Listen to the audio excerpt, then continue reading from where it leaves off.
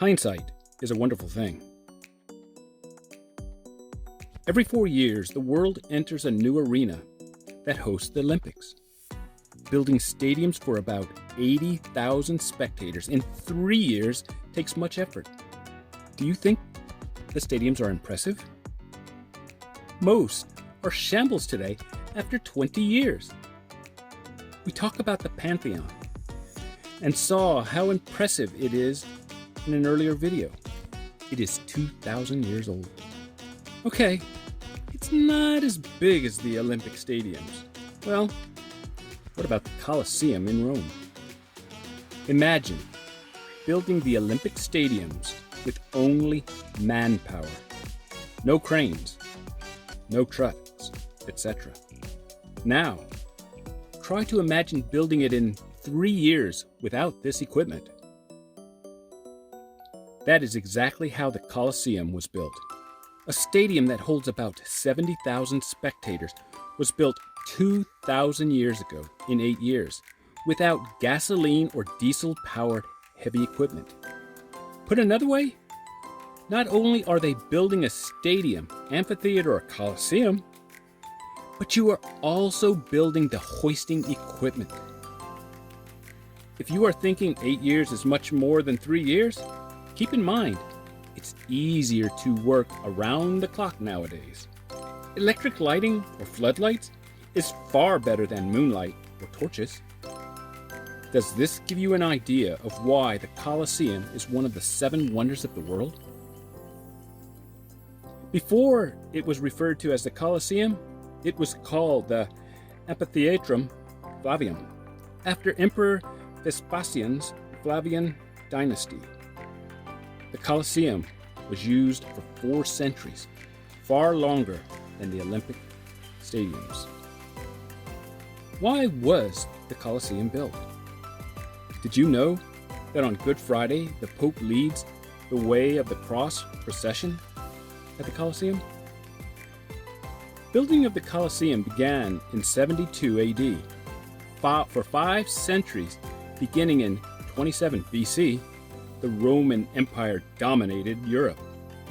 After the Great Fire of Rome in 64 AD, which burned a substantial portion of the city, Emperor Nero had a magnificent palace built for him. Romans were very unhappy with Nero. Individually, these are insignificant as to why the Colosseum was built. Collectively, however, we can understand why the Colosseum was built. While 72 AD is 100 years into the Roman Empire era, it was really just the beginning. It was a time of civil wars and building the empire, which means lots of fighting. Nero's death in 68 AD meant the palace he had built could be torn down, especially with him being the last in his lineage and the people of Rome being displeased with him. Who do you think was helping Rome build its empire? The same people who built the Colosseum. Slaves.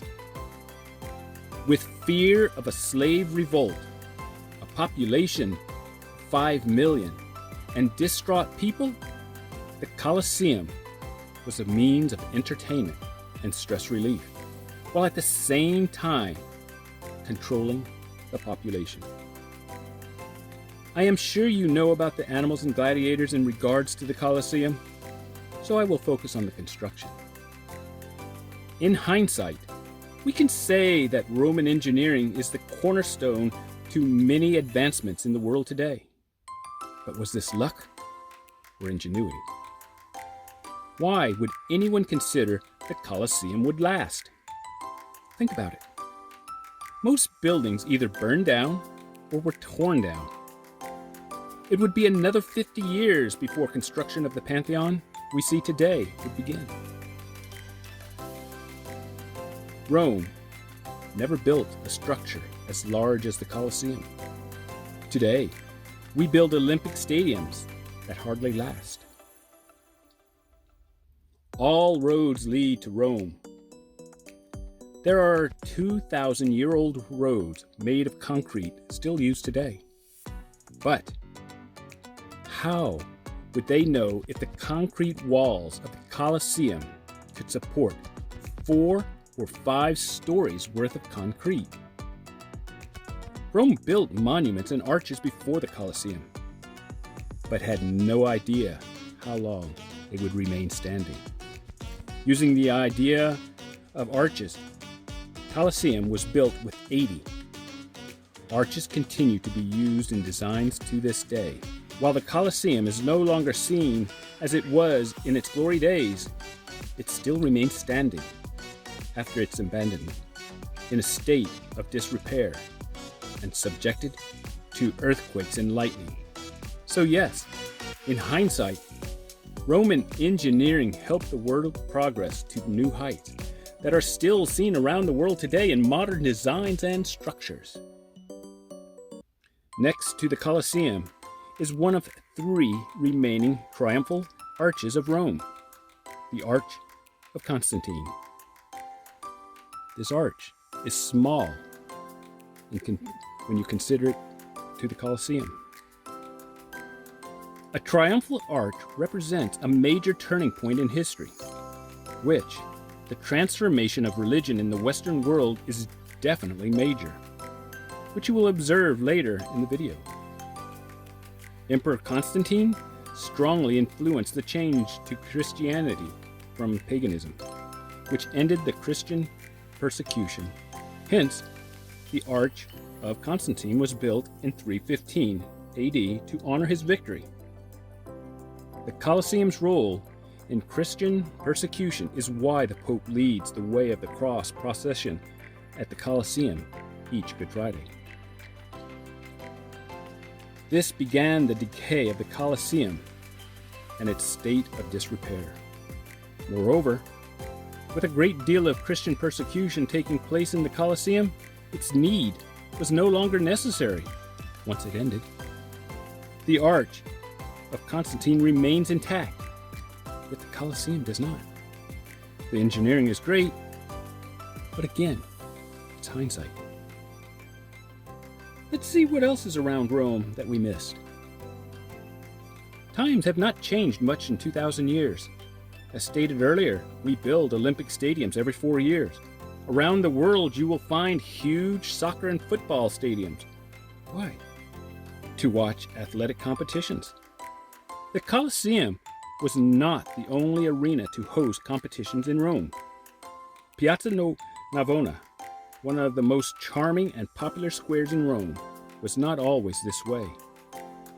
In the 1st century, it was the Stadium of Domitian, Circus Mongolius, an arena for chariot races and other competitions for 20,000 spectators. Today, Piazza Navona's charm consists of an open square with restaurants, buildings, fountains, and a church. The Church of Sant'Agnese was built to honor the martyrdom of Sant'Agnese. During the reign of Emperor Domitian, less than 10 years before Emperor Constantine converts the Roman Empire to Christianity, Rome still worshipped the Roman mythological gods. Agnese was a young Christian child who refused to marry the son of the prefect of Rome. Refusing to serve a pagan deity, she was punished and eventually killed. She was 12 or 13 years old. In front of the church are the obelisks of Piazza Navona and the Fountain of the Four Rivers. Egypt is another country with a diverse culture and history, but that is another story. Its significance here is that, as you may remember from my Rome Part 1 video, Rome has more obelisks than any other country, to include Egypt. In fact, the hieroglyphic characters on the obelisk atop the Spanish stairs was not carved in Egypt, but in Rome. 5 of the 13 obelisks are Roman. The obelisk of Piazza Navona is Roman, from the Emperor Domitian's reign. Domitian creates the obelisk with Egyptian sculptural traditions to incorporate Egyptian art and culture into the Roman culture. Rome likes symbolism. In Egypt, obelisks were a way of showing its rulers as divine. Roman rulers wanted the same treatment. The beautiful fountain of the four rivers, Fontana dei Quattro Fiumi, consists of four statues representing gods depicting the four great rivers of the world: the Danube, the Grains, the Rio del Plata, and the Nile. Sant'Andrea della Valle, the Church of St. Andrew of the Valley. Construction began in 1591. It has the second highest dome in Rome after St. Peter's Basilica. The inspiration for Sant'Andrea del Valle was the Apostle St. Andrew. He was Peter's brother and the first follower of Jesus. Although, like most of the other disciples in the early days of Christianity, St. Andrew was overshadowed by Peter, Paul, John, and James. His role eventually gained recognition. He preached the gospel in the region north of the Black Sea and in various parts of Greece. Sentenced to death by crucifixion by the Romans in Greece because of his Christian preaching during the still existing pagan deity era, he, like his brother, considered himself unworthy to die upright like Jesus, and therefore requested an X-shaped cross. Here's two examples in the pagan era of people, common people, taking a different approach and showing how the world was changing, how Constantine was actually changing a world, a major turning point. Scots claim that they were descended from the Scythians who lived on the shores of the Black Sea in what is now Romania and Bulgaria, and were converted by St. Andrew.